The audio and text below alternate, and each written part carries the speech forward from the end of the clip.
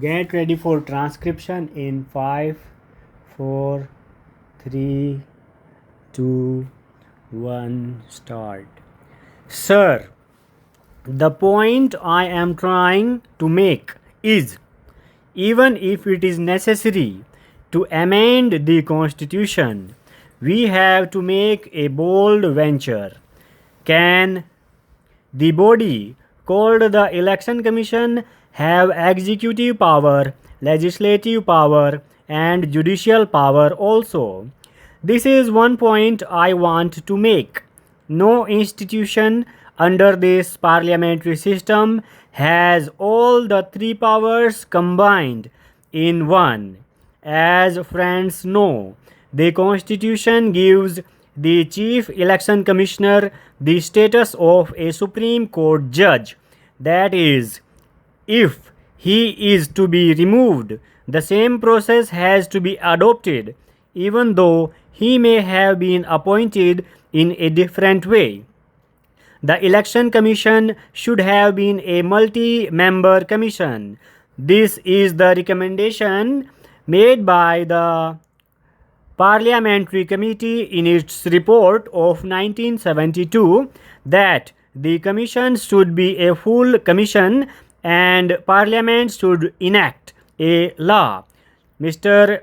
Law Minister, I would request you to examine how many articles of the Constitution Parliament has failed to take note of and give shape of a statutory form. This is one of those articles wherein a full-fledged commission is visualized. It cannot be a single-member commission. Even remotely, I do not want to cast any aspersion on any chief election commissioner. That is not my purpose. There is scope for error of judgment. It is not a question of motive or intention.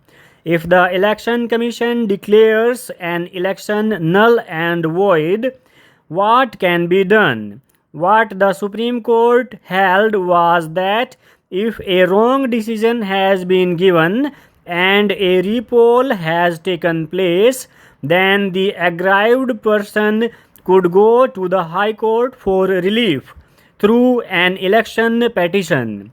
There is no other way for relief. I do not know how my friend is happy with the decision of the commission. He claims it as a victory for him. I am sorry for the lack of depth of understanding or political vision in the matter. My friend requested for repoll only in 56 polling booths, but the Election Commission generously ordered repoll in 800 polling booths. What is happening in the country? This is a basic question. The Supreme Court said natural justice has to be kept in mind while making the decision to declare an election null and void.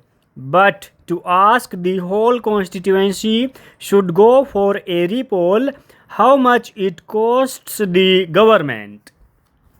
It is not for the Election Commission to annul an election according to me. This is a fundamental matter. But this was not debated in the House. It should have been debated. Secondly, take the propriety, forget the law for a moment. There is an aggrieved candidate in Garhwal by-election. Polling was disturbed in 65 polling booths. The Election Commission ordered repoll in all the booths. What has been the argument? Induction of outside police. It is a very strange argument. Does the Election Commission enjoy so much of executive power as to deploy police and to deploy services? I have got the Election Commission's recommendations before me. Not even one recommendation refers to deployment of police or maintenance of law and order. It speaks only of transfer of officers. I request all the members to study these recommendations. I am not holding any brief either for Haryana Chief Minister or Punjab Chief Minister. The present ministers and chief ministers must know their limitations. In fact, in Nehru's time, we had a convention that the ministers never went to do.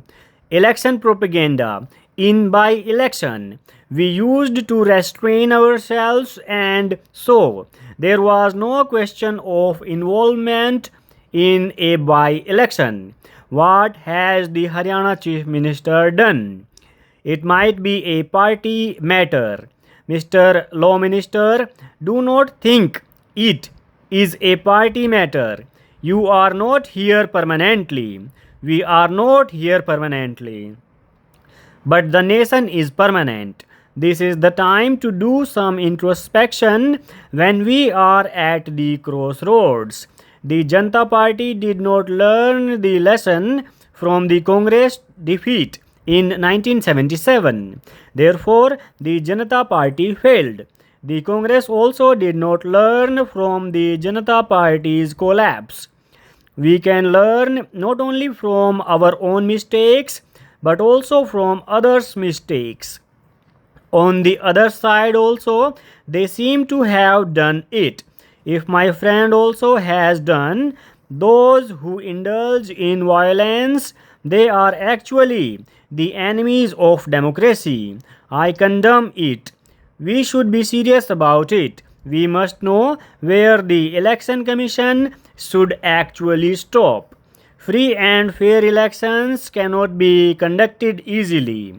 The Election Commission has to plan everything in advance. In our own state, Mr. Law Minister, people were ready for election to the Legislative Council. It is the Election Commission which has to fix date. We are now told that the elections are postponed. Periodical elections or elections in time strengthen the political system. Timely election, therefore, is very important. During Nehru's time, elections used to take place as per schedule. This has to come about as our political culture. Last year, in this house also, in the other house, there was a discussion on the shortfalls of the first year of the third 5-year plan.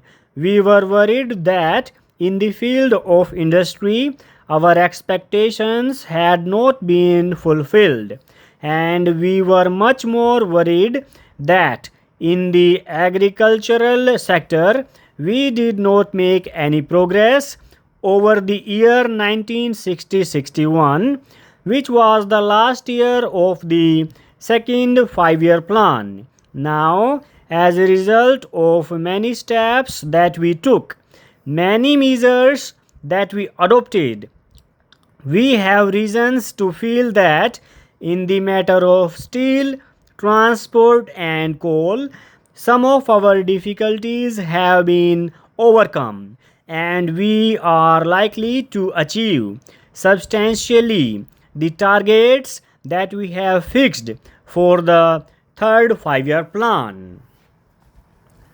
But our agriculture presents a depressing picture. We do not have detailed figures before us.